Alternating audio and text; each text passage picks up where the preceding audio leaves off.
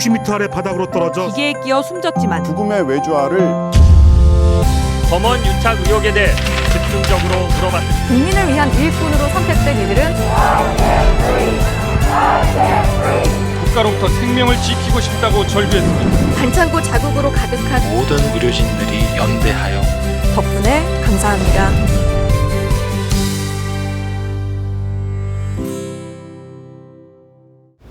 시청자 여러분 안녕하십니까. 프리한 양방의 소통 유튜브 라이브 뉴스 프리데스크의 아나운서 김민호입니다. 안녕하세요. 성지영 기자입니다. 네, 저희가 사실 프리데스크 처음 런칭할 때만 해도 초반 시청자가 100명이 안 될 때가 있었는데 그렇죠. 네. 지금 보니까 거의 500명에 육박하는 시청자분들께서 저희 오프닝을 함께 지켜봐주고 계십니다. 네, 감사합니다. 정말 많이 발전을 했습니다, 여러분. 그러게요. 예. 네. 왕기호님이 왕기요미님이 네. 오늘 청주에 출장을 왔는데 음. 식당가에 사람이 한 사람도 없어서 진짜 유령 식당가였다고 말씀을 하셨어요. 네. JR 박님은 배달도 같이 주는 것 같다라고 말씀하셨고요. 네, 근데 사실 배달은 지난달에 주요 어플에서 제가 아까 속보를 봤는데 주요 어플의 결제액이 1조를 넘었대요. 오, 지난 1조. 달만. 그러니까 지난해 전체 배달 그 주요 어플의 결제액이 7조 1천억 원이었는데 8월까지 결제액이 7조가 넘었대요. 예. 그러니까 지금 다들 집콕하시면서 아무래도 배달 음식 많이 시켜 드시고 그러는 효과는 있는 것 같은데 맞습니다. 그러다 보니까 식당 가는 좀 힘드신 것 같아요. 네. 저는 오늘 그 스타벅스에 가서 커피를 먹으려고 갔는데 화장실이 좀 급해가지고 화장실을 좀 이용하려고 했더니 화장실도 막혔더라고요. 이용할 수 없다고. 다. 예, 공용시설이라서 그냥 전달해드리고 싶었습니다. 네. 깨알 정보를. 네. TMI 아닙니다. 예. 네. 파랑새는 있다님이 MBC 뉴스데스크 어제 시청률 8.1% 최고 찍었다고. 고맙습니다. 감사합니다. 다 여러분 덕분입니다. 네, 감사합니다. 자, 프리데스크. 네. 681분과 함께 첫 코너부터 한번 시작해 보도록 하겠습니다. 프리 초대석 가보겠습니다. 네.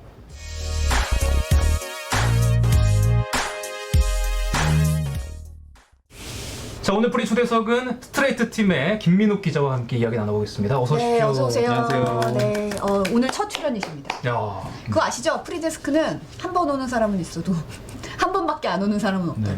네. 예. 알겠습니다. 왠지 관상이 자주 오실 것 같아요. 네. 예. 내년 이맘때쯤 다시 되는 걸로 했으면 내년 좋겠네요. 금방 옵니다. 예. 지금 네 육아로 좀 힘들어하고 있기 때문에 네.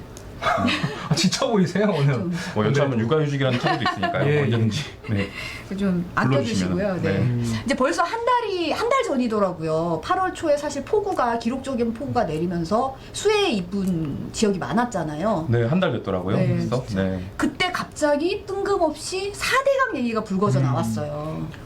네, 그때 이제 국민의힘으로 바뀌었죠. 이제 이름이 네. 당시에 미래통합당 의원들을 중심으로 해서 뭐 섬진강 수해 현장에서도 섬진강 4대강 안에서 그렇다 뭐 이런 얘기들이 많이 나왔고 그와 동시에 여러 의원들이 수해와 관련해서 4대강 때문이다, 4대강 덕분이다 이런 이야기들이 많이 쏟아져 나왔습니다.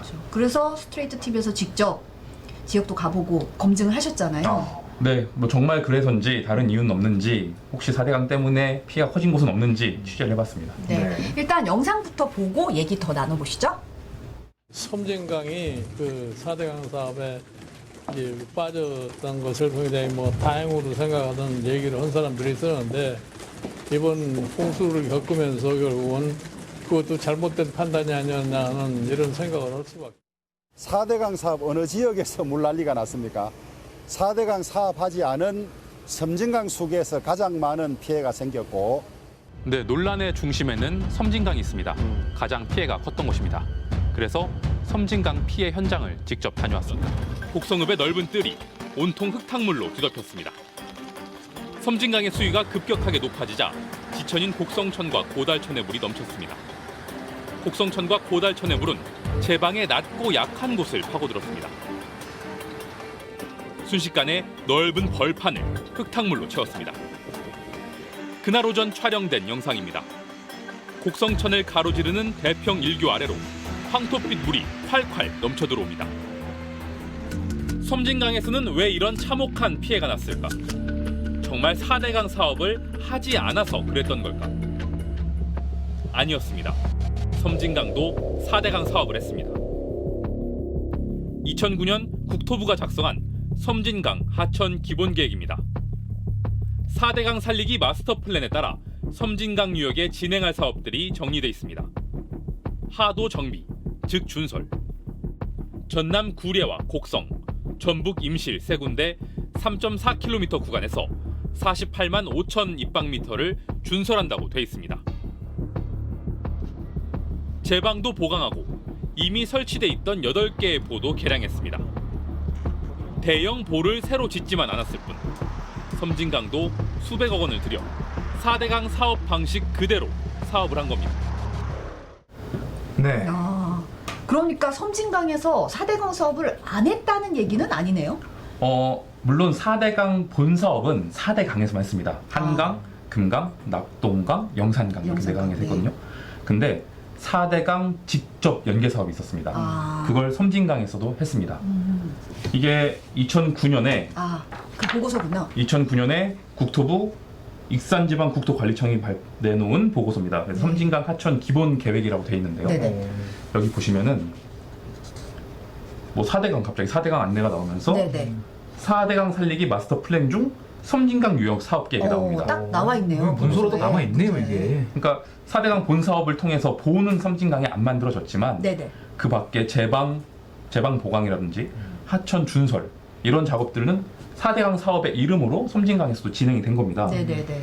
여기 보시면은 뭐 하천 환경 전비 계획 사업 현황들에서 이건 생태 하천 만든 사업들의 내용들이 나와 있고요. 네네. 그리고 다음 페이지 보시면은 하도 정비 계획 지구 현황이라고 나와 있습니다. 아까 영상에서도 나왔던 네, 그 부분. 이게 하도 정비라는 게 이제 준설입니다. 강바닥을 파낸다는 뜻이거든요. 여기서 이제 모두 3.4km 구간에서 48만 5천 입방미터를 준설했다고 말합니다. 그러니까 1입방미터가 물 1입방미터가 1톤이에요. 그러니까 대략 어느 정도 양이 짐작이 되실 텐데 이렇게 준설 작업됐고요. 그리고 24km가 넘는 제방 보강도 했습니다. 네. 이게 다 4대강 사업의 일환으로 이루어진 사업들이고요. 네. 뭐 정확히 섬진강 이 제방 보강의 비용이 뭐 500억 정도 됐다라는 내용이 이 서류에 있긴 한데 네. 이 섬진강 지역의 4대강 직접 연계 사업을 포함해서 전체 4대강 직접 연계 사업의 대상이었던 뭐 북한강, 네. 그리고 뭐 황강, 뭐 낙동강 지류인 뭐 다른 강들 이런 섬진강을 포함해서 이런 강들에 들어간 돈이 5조 원입니다. 5조 원. 그러니까 전체 4대강 사업의 20% 이상이 직접 연계 사업의 비용이었어요. 네. 그러니까 섬진강에도 만만치 않은 돈이 들어가서 4대강 사업의 이름으로 4대강 사업의 이제 뭐 제방 보강이나 이런 작업들이 이루어진 거고요. 네. 그러니까 안 했다고 얘기하기는 좀 무리가 있네요. 네. 4대강 사업을 안 했다. 직접 연계 사업이랑 뭐 이런 보강 사업까지는 다 했었으니까 네. 그 일환으로 하나의 계획의 일환으로 그죠? 규모가 좀 작았을 수는 있어요. 네네. 그리고 물론 보호가 이제 핵심이었으니까 네. 4대강 당시 4대강 사업은. 근데 보호를 만들지 않았을 뿐이지 4대강 사업을 섬진강에서 했습니다. 네. 어쨌든 보고서도 직접 남아 있고 돈도 투입이 된 게 맞고. 네. 근데 이제 피해를 못 막은 거잖아요. 홍수 피해가 난 그 원인은 어디에서 찾을 수 있을까요? 이 주민들이 물론 이제 뭐 여러 가지 원인들이 복합적으로 작동을 해서 네. 이런 피해가 발생했다고 말씀들 하세요. 물론 이제 감당할 수 없을 만큼 많은 비가 내렸던 게 가장 큰 원인일 테고요. 기록적인 폭우가 네. 왔던 게 또 하나의 이유가 될 텐데. 네. 네. 그리고 이제 피해 당시의 영상들을 보면은 제방들이 부서지는 곳들이 많습니다. 맞아요. 이게 아까도 영상에서 나왔었어요. 이게 지류나 지천뿐만이 아니라 섬진강 같은 경우에는 이제 섬진강 본류의 제방들도 몇 군데에서 붕괴가 됐어요. 네네. 이게 이제 제방을 제대로 만들지 않아서 혹은 그 제방에 설치된 뭐 오래된 다리들이 제방과 같은 높이로 있다 보니까 이게 물살의 흐름을 방해해서 그 근처에 제방이 터지고 뭐 이런 식으로 작동을 했던 것 같아요. 네. 그래서 뭐 일단 제일 많이 비가 왔고 또 제방 관리도 부실했다 이런 의견들이 있고요. 근데 이제 그 지역 주민들 그리고 지방자치단체들이 주목하는 건 섬진강 상류에 있는 섬진강 댐입니다. 그렇죠. 네. 8월 7일부터 8월 8일까지 섬진강 댐이 엄청나게 많은 양을 방류합니다. 네. 하류에서 감당할 수 없을 만큼의 방류를 너무 많이 했어요. 쏟아낸 거군요. 네. 비도 많이 왔는데 섬진강 댐도 물을 쏟아부은 거예요. 그러니까 섬진강이 물을 다 담아내지 못하니까 지류 지천으로 타고 넘치기 시작해서 결국은 제방을 부시고 뜰을 덮친 거죠. 근데 섬진강 댐이 이제 홍수 조절 용량이 있습니다. 각 댐들은 네. 다목적 댐, 우리나라 최초의 다목적 댐이에요. 섬진강 댐이. 그래서 물을 공급하기도 하고 네. 또 우리 홍수 조절도 하는데 홍수 조절 용량이 3천만 톤입니다. 아, 그럼 너무 네. 지금 그 지어질 당시에 그 용량을 그대로 네, 고수하고 네. 있는 거죠, 그러면? 인근에 있는 다른 댐보다 나중에 지어진 다른 댐, 훨씬 규모가 작은 다른 댐보다 홍수 조절 용량이 적어요. 그러니까 애당초 홍수를 대비할 수 있는 능력이 다른 댐에 비해서 좀 떨어집니다. 65년도 만들어진 지 50년이 넘었잖아요. 그러다 보니까 이제 피해가 발생했고 또 물을 좀 미리미리 비가 많은 비가 예상된다면 좀 물을 좀 뺐어야 많이 되는데. 비워놔서 네. 물을 가둘 수 있게끔 해놨어야 되는데 이제 그쪽 주민들 말씀은 꼭 비만 오면 이런다. 미리미리 안 빼놓고 비 올 때까지 뭐 하는지 모르겠는데 물 계속 가둬두고 있다가 비 오면 급하게 물 빼가지고 피해가 발생한다. 네네. 이런 말씀들을 하시더라고요. 네. 물론 섬진강댐에서는 이제 이번 그 8월 초에 그 집중호우에 대비해서 뭐 홍수 조절 역량보다 많은 2억 톤의 물을 미리 빼놨다고 얘기를 하고 있습니다. 네네. 하지만 좀 더 적극적으로 대응하지 했으면 어땠을까라는 주민들의 아쉬움들이 있는데 그쵸, 많은 피해를 보셨으니까 네. 그런 아쉬움이 있겠죠. 네. 그러다 보니까 몇 가지 또 의심이 되는 부분들이 있습니다. 그러니까 섬진강댐은 이제 그 호남 평야에 물을 공급하는 농업용수 공급을 주요 목적으로 삼고 있어요. 네네. 그래서 섬진강으로 물을 흐르게 하지 않고 물을 막아서 산에 터널을 뚫어가지고 네. 그쪽으로 물을 보내서 동진강, 김제, 뭐 호남 평야 쪽으로 물을 흐르게 합니다. 되게 뭔가 지리 시간에 들었던 네. 그런 내용들인데요. 네, 이거 네네. 아마 배우셨을 겁니다. 기억이 안 나실 거예요. 네네네. 이걸 뉴욕 변경식이라고 하던데요. 아, 들어온 것 같아요. 네. 저는 이과입니다. 이과인데 들어온 것 같아요. 중학 사회 시간에 아마 나왔을 겁니다. 네. 그럼 중학교 사회 시간에 아마 안 졸고 수업을 들으셨다는 그랬나 보죠. 훌륭한 학생이네요. 훌륭한 학생이었습니다. 아무튼 그래서 물이 필요한 곳 이쪽에 물을 막아서 터널을 통해서 물이 필요한 다른 곳으로 다른 보내는 곳으로 식으로 보내는, 용수를 네. 공급하고 있습니다. 근데 그러다 보니까 호남 평야에 물을 공급하기 위해서 뭐 수위를 낮추지 않고 계속 물을 가둬두고 있다가 비가 오니까 이런 피해를 입게 한 거 아니냐라는 이런 의심들을 주민분들이 하고 계세요. 네. 아, 피해를 입은 주민분들 네. 입장에서는 그런 게 아니냐. 근데 네. 너네가 이제 이런 홍수 관리보다는 좀 용수 공급에 너무 주안점을 뒀던 네. 게 아니냐라는 합리적인 의심을 하고 계시군요. 네, 근데 물론 이제 수자원공사에서는 그런 건 아니다. 뭐 그런 건 아니다라고 말은 하고 있는데 네네. 뭐 가장 큰 이유는 그동안 오랫동안 감을 없고 지난 몇 해 동안 그쵸. 좀 마른 장마가 있었죠. 네. 네. 그래서 약간 물을 좀 더 가둬두려고 했던 것이 있긴 한데 이거를 뭐 물을 팔아서 돈을 벌기 위해서 그랬던 건 절대 아니다라고 설명을 하고 있어요. 네.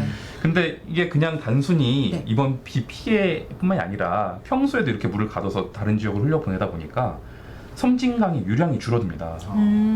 그렇다 보면 이제 원래는 뭐 음모래 강변이었대요. 네네. 거기에 이제 풀장 나무가 무성하게 자랍니다. 그렇다 보니까 막상 많은 물이 흘러내려올 때 물의 흐름을 방해하고 네. 그리고 또 물의 유량이 줄어들면서 섬진강의 명물 제첩 아시죠? 제첩고. 네. 네. 제첩이 거의 멸종 상태에서 씨가 많았구나. 네. 이게 이게 이제 물이 너무 줄어들어서 그런 거예요. 바닷물이 거슬러 올라오는 거죠. 아, 염도가 높아져서 네. 그렇군요. 그러니까 섬진강댐을 호남 평야로 흘려보내느라 하류 지역 주민들은 섬진강 물을 제대로 활용도 못하고 온갖 피해를 입고 있는데 홍수 관리도 제대로 못 해줘가지고 비 오면 또 이런 피해 입게 한다 이러면서 불만이 엄청 나시더라고요. 네.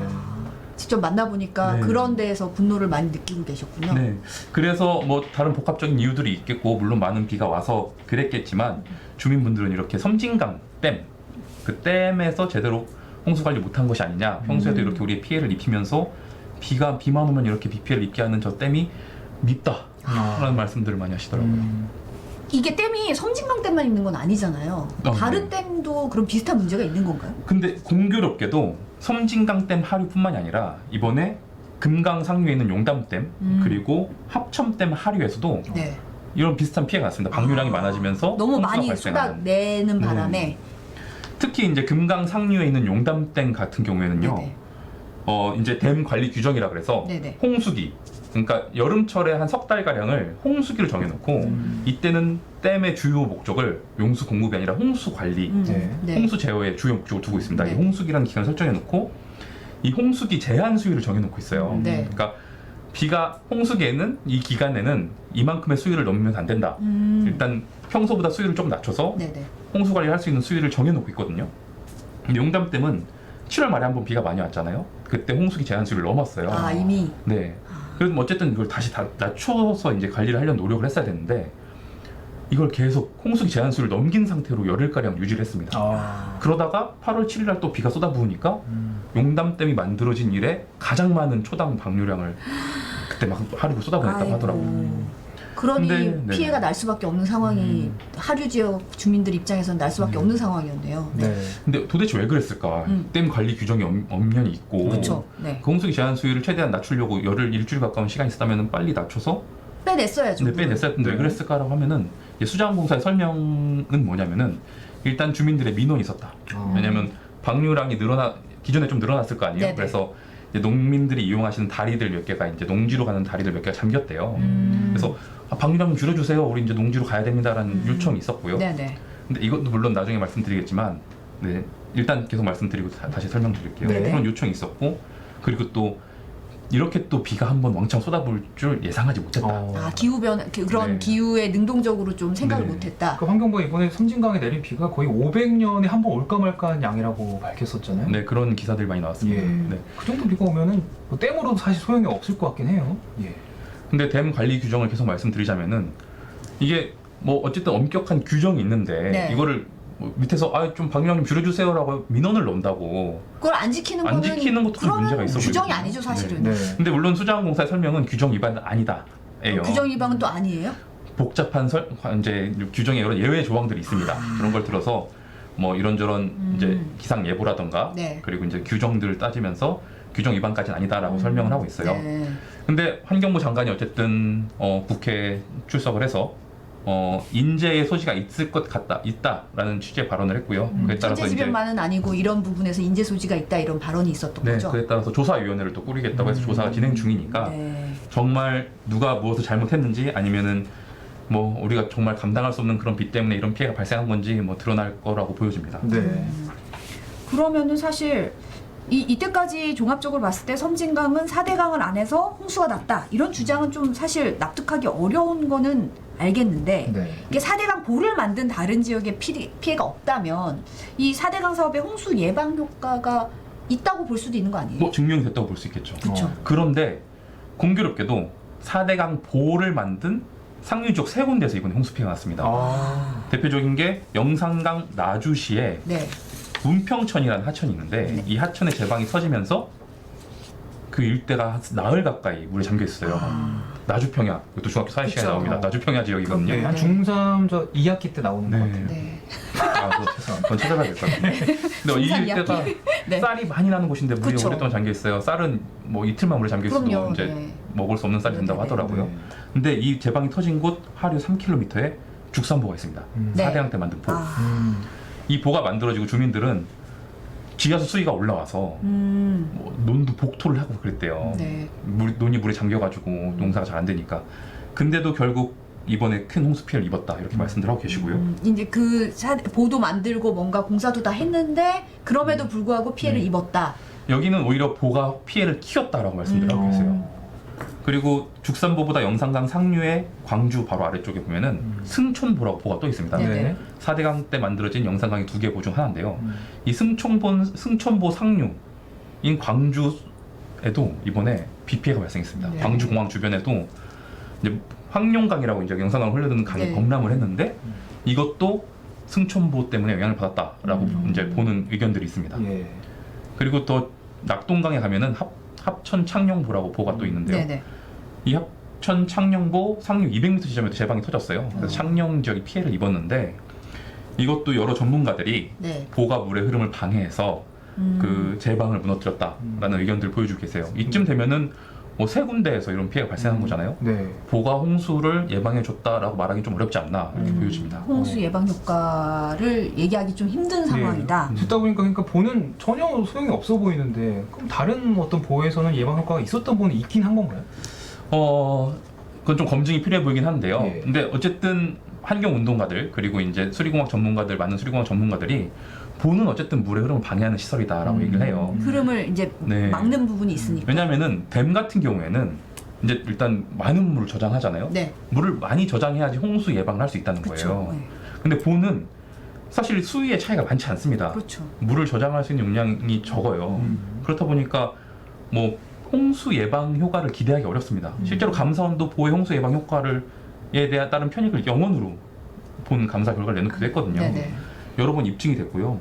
특히 이제 보가 이제 수문을 개방하면 괜찮지 않겠느냐는 의견도 있는데 이제 4대강 사업 당시에 전국에 만들어진 16개 보 중에 가동보와 고정보라고 있습니다. 그러니까 가동보는 숨은 구간을 가동보라고 이제 그러고 열 수 있는 거고. 네. 네. 아예 열 수 없이 막혀 있는 곳을 고정보라고 하는데 이 전체 16개 보의 평균을 내보니까 48%가 가동보입니다. 아, 그러니까 절반이 좀 안 되죠. 절반 그러니까 절반 이상은 그냥 항상 막혀 있는 거예요. 음. 물의 흐름을 방해할 수밖에 없는, 구조적으로 그러네요. 태생적으로 물의 흐름을 방해할 수밖에 없는 곳이다, 없는 시설이다, 이렇게 말씀들 하시더라고요. 이 정도쯤 되면 사실 MBK 인사들이 왜 지금 이 시점에 4대강 사업에 대해서 그렇게 발언을 쏟아냈는지 왜 그러는지 좀 궁금한데요. 이유가 뭡니까?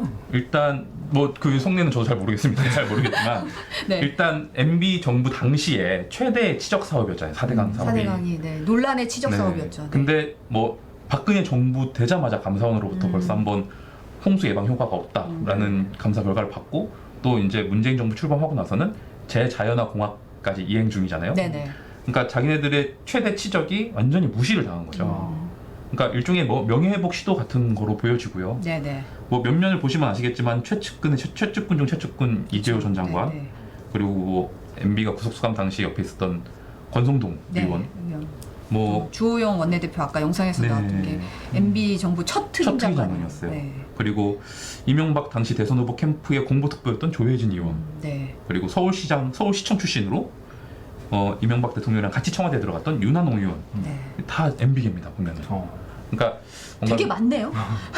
MB계가 그 친박계보다 많아졌다는 이번 의회에서 그런 기사들이 좀 있더라고요. 저도 물론 정치부를 6개월밖에 안 해서 저도 잘 모르는데 저도 잘 네, 모르는데 네, 뭐 그 네. 기사를 저도 봤습니다. 아, 네. 되게 많습니다. 네네. 이렇게 논란이 심하면은 다시 좀 되돌려놔라 이런 논의가 있을 법도 한데 사실 공약 사안이기도 네. 하고 녹조 라떼 뭐 이런 거 나오면서 사실 이거 문제가 많이 된다고 환경단체에서도 얘기를 했었잖아요. 실제로 이제 공약을 이행 중이었습니다. 네. 그래서 이제 뭐 보의 수문 개방하는 작업도 했죠. 그리고 그 평가를 단연간 진행을 해서 이제 보를 완전히 해체한다, 재자연한다 이런 논의들이 있었는데 일단 반대가 있습니다. 아. 지방자치단체에서도 반대를 하고 있고요. 네. 특히 지역 농민들의 반대가 심합니다. 왜요? 아까 이제 축산부에 설명을 해드렸다시피 이제 보를 막아서 이제 강의 수위가 올라가면은 그 일대 지하수 수위까지 같이 올라옵니다. 네네. 근데 요새 많이 쓰는 농법이 비닐하우스에서 작물을 키우면서 비닐하우스에 물을 엄청 틀어줘요. 그래서 비닐하우스에 수분을 엄청 공급해가지고 작물을 키우는 방식으로 그런 농법을 많이 이용하시는데 수경 농법 뭐 이런 건가요? 뭐. 수경 농법은 아니 저도 정확한 명칭은 모르겠지만 영농 기자가 아니니까. 아무튼 네네. 물이 많이 필요한 네, 농법이에요. 네. 그러다 보니까 이제 지하수 수위가 올라가면서 물 공급이 용이해진 농민분들께서 보호 때문에 물을 농업용수 공급받기 쉬워졌다라는 생각을 가질 수밖에 없고, 그렇기 때문에 보를 해체해서 수위가 낮아지면은 당연히 이제 더 이상 그 농법대로 농사를 짓는 게 어려워지거나 비용이 많이 들게 되겠죠. 네. 그러니까 반대를 되게 맹렬하게 하고 계세요. 그러다 보니까 쉽지 않은 상황이고요. 또 비용 문제가 있습니다.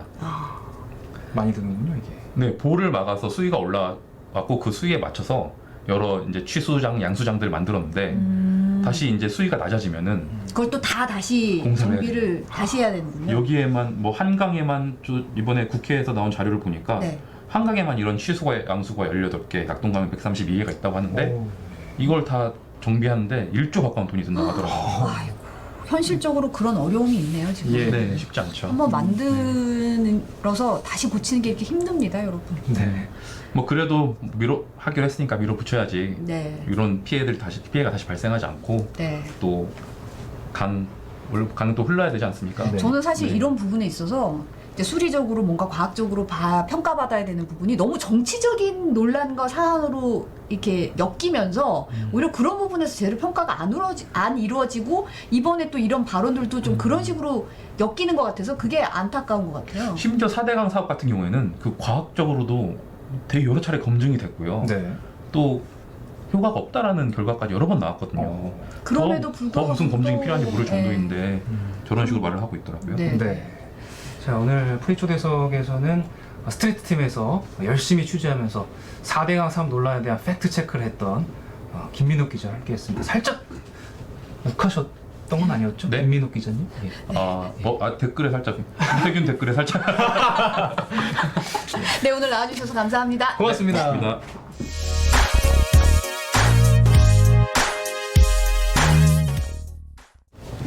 네. 네. 교시대 산책 노재필 기자 나왔습니다. 네, 저 시간 5분 확보해야 된다고 많은 네. 분들이 얘기해 주셔가지고 네. 5분 됐죠? 제가 빨리 네. 끝냈습니다. 그래서 제가 지금 빨리- 이름표를 바꿔요. 시간 없어도 네. 자, 빨리 할게요. 네. 자, 오늘 첫 번째 산책은 뭐냐면 한강공원이 출입 통제됐어요. 오후 2시부터 됐는데 그 구체적으로 말씀드리면 여의도공원의 이벤트 광장, 뭐 네. 계절 광장 이런 데가 있대요. 모든 통제는 아니고 사람들이 밀집해서 모일 수 있는데 사실 지금 이제 뭐 주말에 너무 많은 사람들이 몰려가지고 그쵸, 네. 지금 뭐 거기서도 이제 위험하다 이런 얘기가 네네. 있었잖아요. 거기 뭐 편의점도 막 사람들 그렇죠. 엄청 많다고 네. 얘기를 하더라고요. 네. 그 주차장 같은 경우도 9시면 못 들어가고 네. 그다음에 카페 매점도 이제 한강공원 내는 9시까지밖에 영업 안 한다고 합니다. 네. 언제까지냐? 9월 13일까지. 이게 이제 1000만 시민 멈춤 주간이 끝나는 날이래요. 네네. 근데 확진자 계속 늘어나면 통제는 더 이어질 수도 있겠죠. 네. 자, 오늘 신규 확진자는 몇 명이냐면 136명이에요. 아 조금 늘었네요. 조금 늘었고 사망자 5명 추가됐는데 네네. 사실 어제가 이제 119명이었고 저는 사실 기대를 했어요. 오늘 100명 아래로 떨어지면 그러니까요. 얼마나 좋을까 싶었는데 뭐 내일 또 모레 봐야죠. 뭐 네네. 어떻게 좀 될지 지켜봐야겠네요. 봐야 될 것 같고 네. 그 아직 근데 이제 집단 감염의 불씨가 살아 있어요. 통계를 봤더니 지난 2주 동안 발생한 집단 감염이 네. 8월 초보다 5배가 많대요. 그러니까 아직 뇌관이 살아있기 때문에 조심하셔야 됩니다. 네. 자, 오늘 그리고 의사 시험이 시작이 됐어요. 오늘부터. 근데 6명 시험 봤다면서요? 6명 시험 봤대요. 보통 한 100명 정도 와서 시험 봐야 되는데 6명밖에 안 왔다고 해요. 자, 오늘 이 문제에 대해서 그 보건복지부 손영래 대변인은 지금 의료계에서 이제 대학생들을 구제하자 해달라 이렇게 얘기하잖아요. 네. 자, 그거에 대해서 국민 감정에 위배된다라는 말을 했습니다. 그러니까 형평성, 공정성에 위배된다라고 얘기를 했는데 네.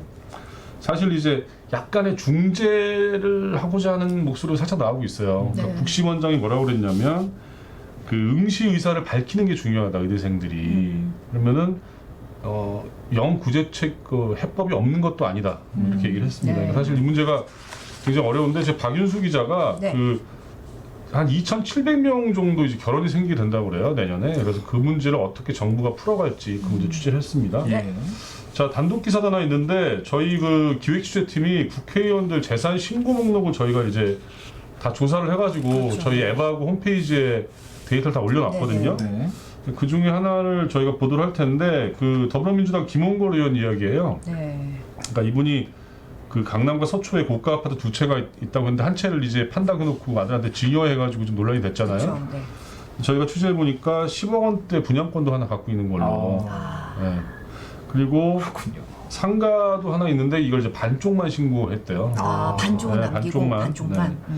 네. 요 리포트를 준비하고 있고 그다음에 네. 이제 그 조수진 의원이죠, 국민의힘. 그렇죠. 네. 그분이 5개월 만에 11억 원이 재산이 늘어나가지고 지금 논란이 되고 있는데 그렇죠. 자기 네. 몰랐다는 거잖아요. 5억 5억 꽂았는데 누구한테 꽂았는지도 얘기 안 하고 뭐 몰랐다는 건데 저는 제가 한 500만 원만 꽂아도 다 기억하거든요. 그거를. 500만 원이 뭐예요? 지금 10만 원만 지금 나와도 막 다 찾아내가지고 막 그렇죠. 그런 금쪽 같은 데도 이러고 있는데 지금. 근데 조수진 의원이 사실은 이제 언론의 해명 요청에도 계속 묵묵부답을 하고 있다가 네. 뭐 SNS에 글 하나 딸랑 올렸어요. 뭐 갑작스럽게 서류 준비하다가 빚어진 실수다 이렇게 얘기했는데 저희 기획취재팀이 이 해명을 검증하는 아이템을 또 준비했습니다. 네. 그래서 과연 이 해명이 설득력이 있는 것인지 보시면 될 것 네, 같고요. 본방에서 지켜봐 주세요. 오늘 MBC 기자들 열일합니다. 네, 네. 다음 뉴스는 뭐냐면 고통 분담한다더니 일제히 연봉 인상. 이거 재벌 총수들 얘기예요. 네. 그 코로나 때문에 직원들 월급 깎이고 본인도 네. 월급 토해낸다고 했는데 좀 무급휴직하고 뭐 난리도 아니고. 난리도 아니죠. 근데 이제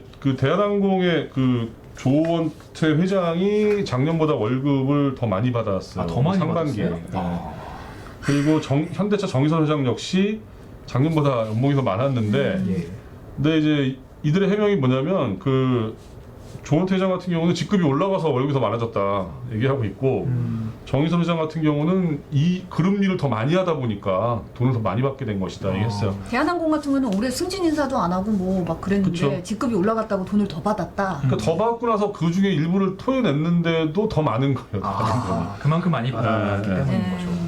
자, 저희도 단독 기사 하나 있는데 마지막 요거 소개시켜드릴게요. 네. 제가 어느 학교인지는 얘기 안 할게요. 서울에 있는 명문 사립고 얘기인데 예. 여학생 기숙사에 남학생들이 수시로 들어갔대요. 들어가서 이상한 짓도 하고 했대는데 네, 네. 제가 어디 학교인지 얘기 안 할 테니까 본방에서 확인하시면 될 것 같아요. 본방에는 나옵니까? 어디 학교인지? 네, 어저께 나오는데 추측은 가능하죠. 그 학교가 근데 전국에서 CCTV가 제일 많은 학교라는 거예요. 아이러니한 상황이네요. 네, 어디 학교인지 한번 본방에서 확인하시고 저희는 시간이 다 됐기 때문에 네네네. 여기까지 말씀드리겠습니다. 네, 오늘 본방에 단독도 많고 정말 MBC 기자들 열심히 취재한 기사들 많이 있습니다. 여러분 꼭 시청해 주시고 저희는 내일 다시 찾아오겠습니다. 네, 오늘 감사합니다. 고맙습니다. 감사합니다.